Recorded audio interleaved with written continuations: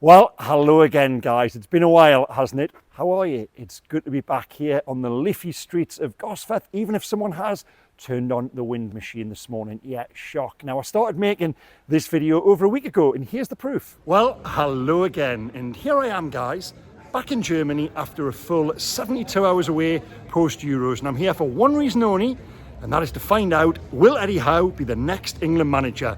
Let's see how I get on. So guys, here I finally am at Adidas HQ. Newcastle's players are warming up just over my shoulder there. Although in this weather, you probably need to cool down first. Now, Eddie Howe is there as well. And very shortly, we will be asking him one question. Eddie, are you going to manage England? Now, because of travel chaos, that's been a bit of an overriding theme of my summer. I'm only completing it now. Yeah, I've spent the past week. I'm actually on holiday at the moment, looking after my three boys. Now, I get one morning off a week from childcare, and I've chosen to spend it making this video. So here we go, and it's to answer the question: what has gone on at Newcastle United, and what is going on at Newcastle United? It has certainly been a turbulent summer. Maybe they've got a question just pulled up there alongside me. And if they were going to ask any question, no doubt it would be, what is happening with Eddie Howe in England? Well, okay, let's go back to the very start. And by the very start, I mean going into the Euros. Now, we wrote this in the Daily Mail at the time. We knew that the FA were... Oh, there's one viewer, Nick there. Good guy, true faith contributor. If you're watching, Nick, yeah, I hope I'm answering your questions. So, yeah, going into the Euros, was Eddie Howe going to be the next England manager if, as we expected, Gareth Southgate was going to leave? Now, I was covering England this summer. I spent 5 weeks with them out in Germany. Now, this was my information based on almost a year's worth of conversations, and I've actually answered this question at True Faith Live events. Funnily enough, I've mentioned it on podcasts, in copy and everything. Now, did I think going into the summer Eddie Howe wanted or could be the next England manager? No, I didn't. Now, the reasons for that were fundamentally that Eddie Howe is happy here. He's relocated with his wife and his three sons. He's built this incredible relationship, rapport with the football club, with his players, and with supporters as well. You know, he is not angling, not looking to get out of Newcastle United, certainly going into the Euros. And also as well, Eddie Howe is a tracksuit manager. He's a club manager. I've said it before. I think he's among the very best in the world when it comes with working with a group of players Monday to Friday and preparing them for a game on a Saturday. Now, you lose that with England. He's also still a relatively young man at 46 years old.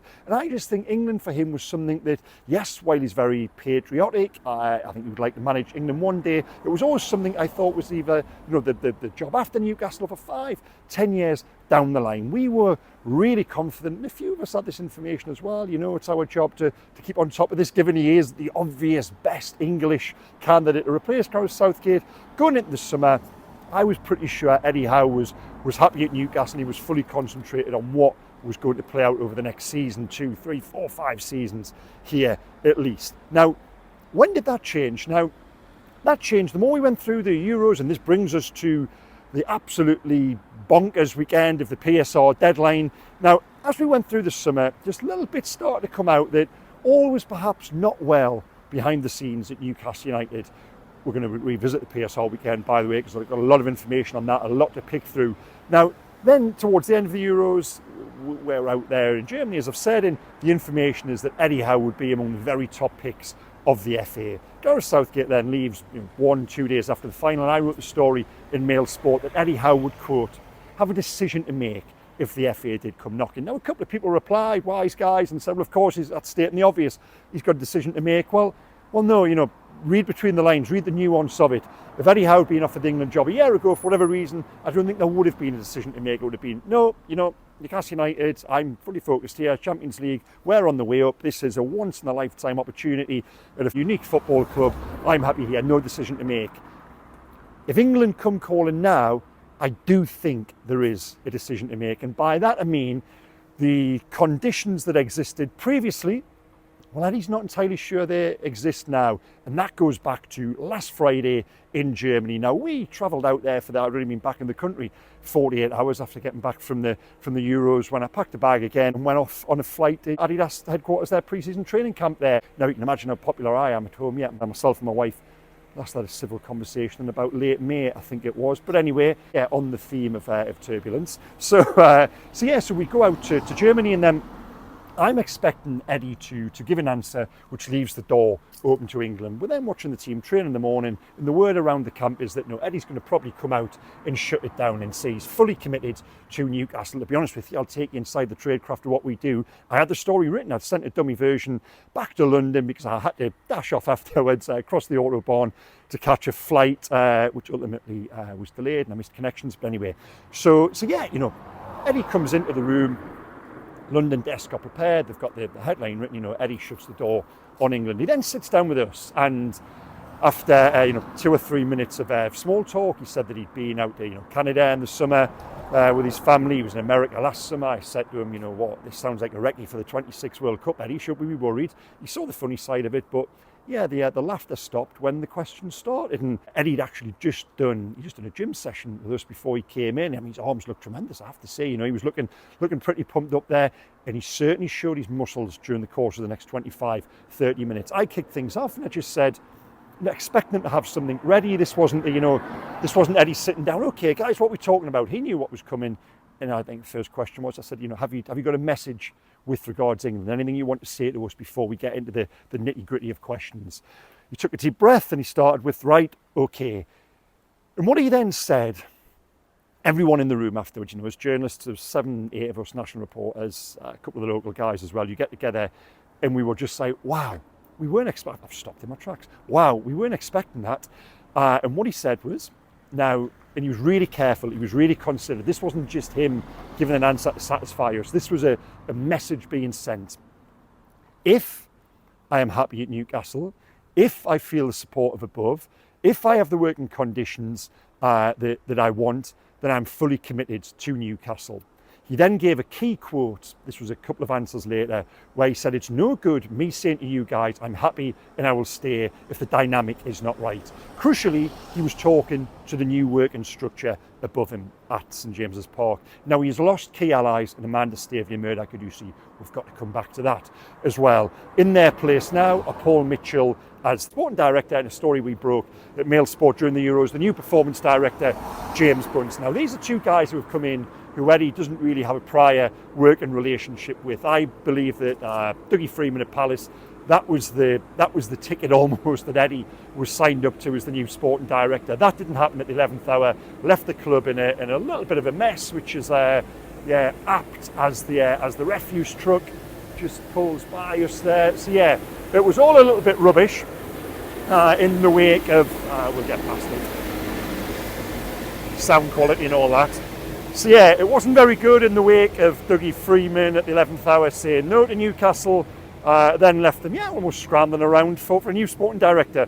Paul Mitchell came in, Amanda Staveley and Murdoch Caducci went, and all of a sudden I think Eddie Howe was uncertain as to how this new dynamic and this new relationship would play out. To the backdrop of that, he is no doubt aware of I'll say this, as of now, Friday morning, there's been no approach from the FA. I can confirm that. It might have changed by the time this video goes out.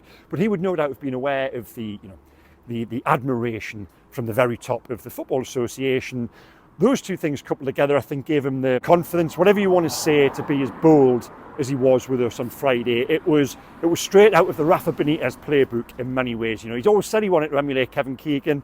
Well, this was Eddie almost doing that. Not Keegan of the Entertainers era, Keegan under Mike Ashley, of course, who had Tony Jimenez and Dennis Wise brought in above him. Now, in no way am I comparing Bunce and Mitchell to Wise and Jimenez. No, listen, this relationship could work. I think these guys are well intended. They've been brought in. They've got good reputations. Could and probably most likely will the scenario play out whereby Eddie is happy and the three of them work well together? Well, yeah, I think it probably will do. But for now, we don't know that. And what Eddie did, and I wrote this in Mail Sport the next day, he effectively placed a probationary period on his working relationship with Mitchell and with Bunce. Now, in terms of sending the message, what Eddie did to us, I think he sent two messages. One to the club, to Darren Eales, who was brought in Mitchell and Bunce. And ultimately, there's a little bit of pressure now on Eales to make this whole thing work. Eddie admitted when speaking with us, it wasn't, it's a club appointment, and that is their right, that is their want, of course it is. So he sent a message to Eales, he sent a message to Paul Mitchell and James Bunce as well, that, this has got to work for me to stay, for me to be happy, For Newcastle United, crucially, he said, ultimately it's not about me, it's about the best workings of Newcastle United with regards head coach and that new hierarchical structure. This has got to be right. This has got to be right. Now, that was a message to them. I also think, and Eddie will probably deny this, but I wrote it the following day. In many ways as well, it was perhaps a message to the FA. Just sit and wait. If there's a probationary period placed on it, and for me, now ultimately, Paul Mitchell is not coming in. He's not Dan Ashworth. He's not sitting there at the centre of a wheel playing with his spokes. Now, by the way, I think losing Ashworth was a blow for the club. I know there's been a lot of negative noise around him on social media with regards to, now he's gone, everyone hates him. I think it was a blow. I really do. I think he was a best in class appointment, but he wasn't. There was this myth that Dan Ashworth was this super talent scout spotter, all that stuff. He wasn't. He was a guy who facilitated deals. He wasn't necessarily an identifier of talent. Paul Mitchell is. Paul Mitchell is coming, and this is where it's different. He's come in with almost a more of a recruitment focus. So that will unsettle Eddie to a degree, because Eddie, during the past 2.5 years, ultimately has probably had the final say-so on players coming in and players going out. While it is a collaborative approach, as always, nothing gets done without Eddie really signing off on it. And to that end, it was a question I asked of him, will that still be the case? Will he still have that understanding, well, ultimately, you're the final say? And he said, that is something we are working on. And then the silence hung in the air.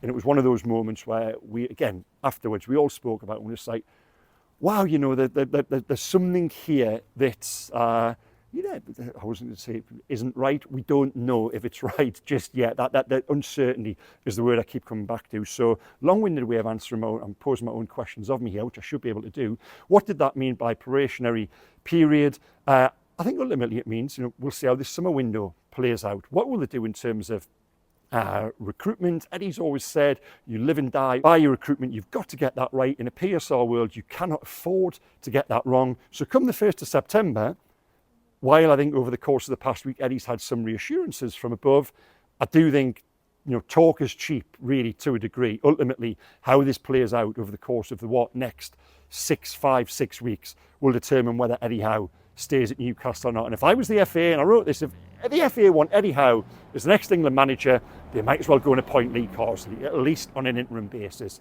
and just see what happens at St James's Park. Now, what would I do if I was Newcastle United? And this is me bringing some opinion on the back of the news there. Well, for me, over the course of the past 20 years, Eddie Howe is probably the best thing that's happened in Newcastle United. He gave the impression of it all of a sudden being a super club in the wake of the Saudi takeover. It's not. It isn't. Far from it yet, really. Yes, there's been some tweaks here and there. There's been some very good sponsorship deals brought in, which will help the club. They've put, there's been some walls knocked down and some things installed at the training ground, but it's still fundamentally a lot of the bricks and mortar and the infrastructure is still the same. There's still a hell of a long way to go for Newcastle United to be the club we all expected it to be post takeover. Now, the reason all of a sudden it found itself in the Champions League, the reason there's documentaries being made, the reason all of a sudden you're talking about Newcastle United potentially being the best club in the world, that was what Eddie did with a group of players on the training pitch. It was I've written this before for Mail Sport, it was a mirage in a way. Everyone thought from afar Newcastle United have arrived, the top 6 is now capital T, capital S, the top 7. It wasn't really, it was a victory for coaching, and that was because of the manager and the staff around him. For me, Newcastle, I think they've got to recognise that. It's not just a case of, okay, Eddie, if you're rocking the ball, off you go to England, we're going to do it our way. You bring in the new manager and everything picks up and it's seamless again. It really, really wouldn't work like that. That is how highly I honestly rate Eddie Howe, and why I think Newcastle have got to do everything they can to answer the questions he posed with us and to satisfy the manager to the point whereby he is happy. And as he said himself, I'm repeating myself to a degree, but what works best for Newcastle United? Because if you've got guys above a manager making decisions and putting players on them, and Eddie kept on using this word with us, boundaries. Now, we were watching training earlier in the day and James Bunce was there watching it alongside us. Now, I'm not entirely sure Eddie would have loved that. The training ground and the training pitch is his domain, but Bunce is there to help with the crippling injury problems of last season. And for me, if he can do that, if he's got ideas, if he's got solutions to that, then all the better. And I think Eddie will go along with that too. But certainly in the beginning, there was a little bit of a new kids at school working out what the hierarchy was, what the pecking order was, who did what, and again, that word boundaries, boundaries, boundaries. He kept on saying it. Eddie wants to retain his own authority and his own control in the areas that he believes a head coach should have autonomy over. Now, to that end, what do I think will happen? And again, I went on radio with Darren Ambrose, great guy, former Newcastle player, and he really put me on the spot and he said, Craig, what happens? Is Eddie Howe the next manager of England? To which I gave a one-word answer, which was no, I don't think he will be. I do still believe that his connection and his want ultimately, and you can almost park the two things. And when we were in the room with him, England was one side of the room, albeit a very big elephant in the corner of the room, so big that you could argue it was almost sat on Eddie's lap, really, because every question and every answer, every question was framed in the context of England. He was at pains to say, forget England, this is about Newcastle. And you could argue, would he have given this press conference even if Gareth Southgate had signed the new contract 48 hours earlier? Well, yeah, maybe he would have done. Maybe he felt so strongly and so moved about it that he had to put it out there in public. Did the England interest there? Did that increase his own confidence to say what he did? We don't know, but it's certainly going to be interesting to see how it does play out over the course of the next 2 or 3 weeks, because Newcastle, they need players, don't they? And let's go back to that weekend of PSR. Now, I'm out in Germany and I'm covering England, and the last thing I want to do is get dragged into stories about Newcastle. It's 24/7 with England, recording podcasts till 1 in the morning, 2 in the morning, travelling here, there and everywhere on delayed trains, invariably trying to find bars where the Arvidas and Petcast drank. And, I was really busy. It was great fun. But no, so you get word from, I think it was a Friday, I got word that Liverpool were in talks over Anthony Gordon, and there was a chance it could happen. I just thought, this had actually rumbled a few weeks previous, and I checked it out, and I've been told, this isn't the summer for Anthony Gordon to move. Happy at Newcastle, going away with England to the Euros, so just sort of parked it. And then you do a little bit of digging, and then all of a sudden you realise, wow, we had the information stood up. This could happen. Newcastle and Liverpool were having talks, conversations. There's some disagreement as to who actually approached who, whether Newcastle made the first move or Liverpool made the first move. It doesn't matter. The conversations were taking place, and they were for the reason that Newcastle had a £70 million hole to fill in terms of PSR. They had to raise £70 million to avoid what would have been a 10-point deduction. Now, Anthony Gordon was described to me as the nuclear option. It was there, parked, potentially in the background if deals couldn't be done for Yankuba Minte, for Elliot Anderson, for Miguel Almiron, for whoever else, Sean Longs, however else it may have been, who was higher up the list in terms of potential sales and solutions ahead of Anthony Gordon. But if, and this is a conversation I had, would the club not rather just take the points deduction rather than sell someone like Anthony Gordon? The answer was no. If it needs to be done, if that is the solution, then it will happen. And crucially as well on this, I think Anthony Gordon, while he's not agitating to leave Newcastle United, absolutely not. He's very happy here. I think if the club had come to him and said, we've agreed a deal with Liverpool and, we'd like you to go, I think he would have gone. I wrote this in the Mail at the time, there was talk of, we were out there with England camp, there's a lot of talk inside the England hotel about Anthony going to Liverpool that weekend. There was medicals being mooted in Leipzig and everything. So this was real, we broke the story. A lot of people come back and say, shut up, you're talking rubbish. We weren't talking rubbish. It was real, it was there. And it was there because of PSR. Now, ultimately, it didn't happen. I think there was an absolute want from the club not to have to go down that avenue in the end. And also, Liverpool didn't come up with the money.